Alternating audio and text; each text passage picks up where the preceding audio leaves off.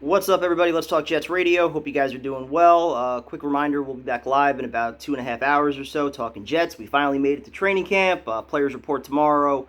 Wednesday will be the first practice, and then Saturday is open to the public. If you're there, definitely give us a shout. Me and Tyson will be there, trying to set something up maybe to go grab a beer or something afterwards, so stay tuned for information on that. But this video is going to talk about the front seven, starting with the front four.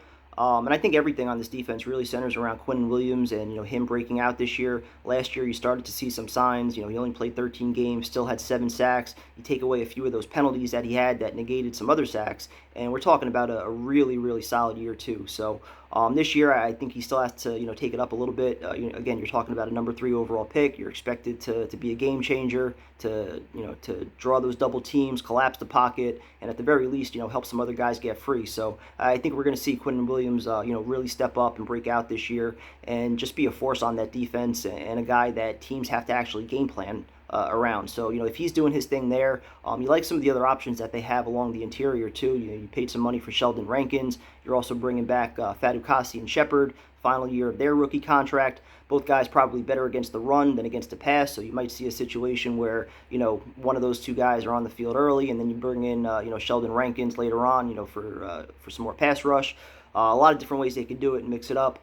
But the ends are also pretty intriguing. You paid some money for Carl Lawson. I don't know where this narrative came from that I don't like Carl Lawson, because that's not true. I'm a big fan of Carl Lawson. I just want to see him step up. You look at his cap number, he's making more than any Jet right now on the roster.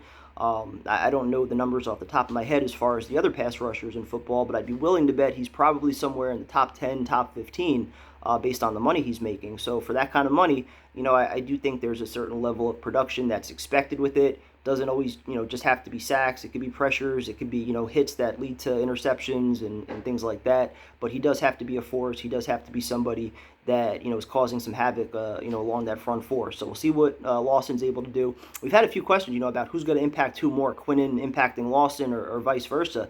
And I still think it starts with Quinnen Williams up the middle, fastest way to the quarterback. If he's disruptive there and, he's drawing those double teams, and, I would put money on Carl Lawson to win his one-on-one matchup more often than not.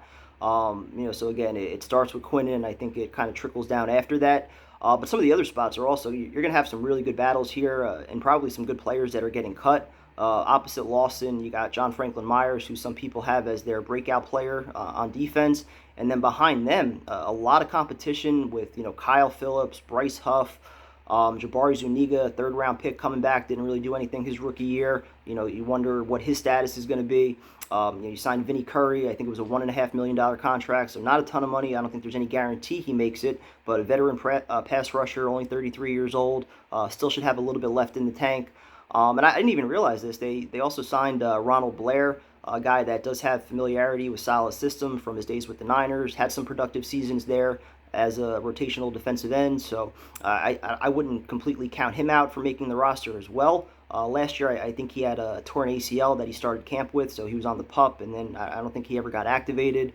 So you wonder what he's going to bring, but definitely a lot of guys that are going to be competing on that back end along the front four, which is a very good problem to have, so I'm excited for that. The linebackers, though, complete mystery what you're going to get out of this unit. The one player that I am very intrigued about is C.J. Mosley. I think he's going to be playing with the chip on his shoulder.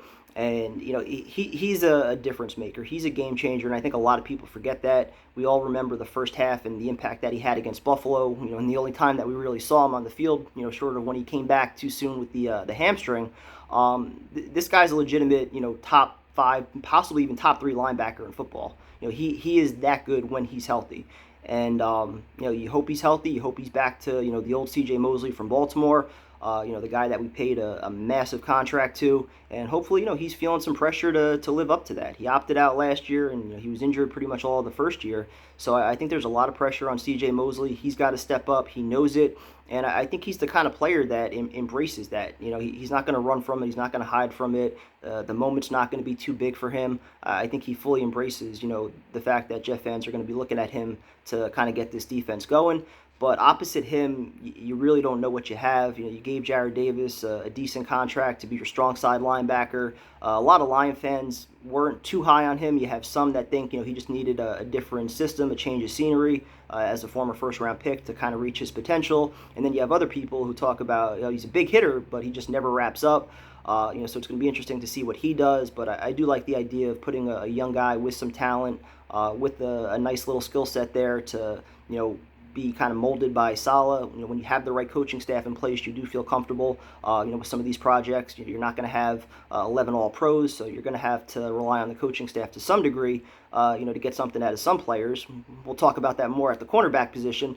But the other linebacker spot also is a complete toss-up right now. You're bringing back Blake Cashman, fifth-round pick, struggles to stay on the field. I think he's decent in coverage, but again, when you're not on the field, it's really hard to judge you. And going into your third year, if he continues to have injury issues into training camp, I think it would be very difficult to keep him.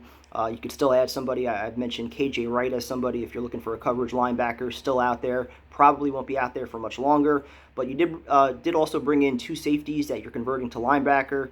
I know Jeff Ulbrich has been pretty high on both these kids, Nasruddin and Sherwood, as converted safeties, talking about their athleticism and their instincts and how quickly they've, picked up some of the nuances of the defense. So I'm excited for this unit. I'm not going to lie.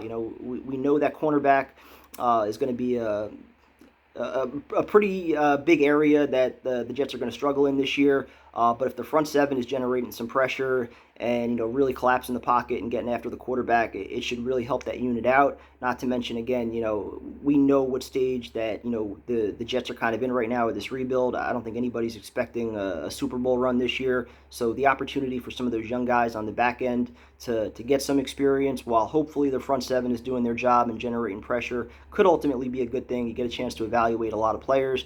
And even more so, the big guys that we're talking about with Mosley and Q, if they really step up as all pros, and you want to throw Carl Lawson and Marcus May in there as well, and you've got 3 or 4 legitimate anchors playing at a high level on this defense, it's going to do nothing but help out some of those young guys that you're trying to figure out. So as long as the attention's on Quinnen and some of those other players, a lot of your young guys should really be able to step up and be free to make some plays. So this defense should be fun. It should be exciting. I think Saleh is going to have these guys just playing with their hair on fire, getting after it, exotic blitzes and all sorts of shit. So excited for it. Probably a different tone with the cornerback video coming up next, but talk to you guys later tonight.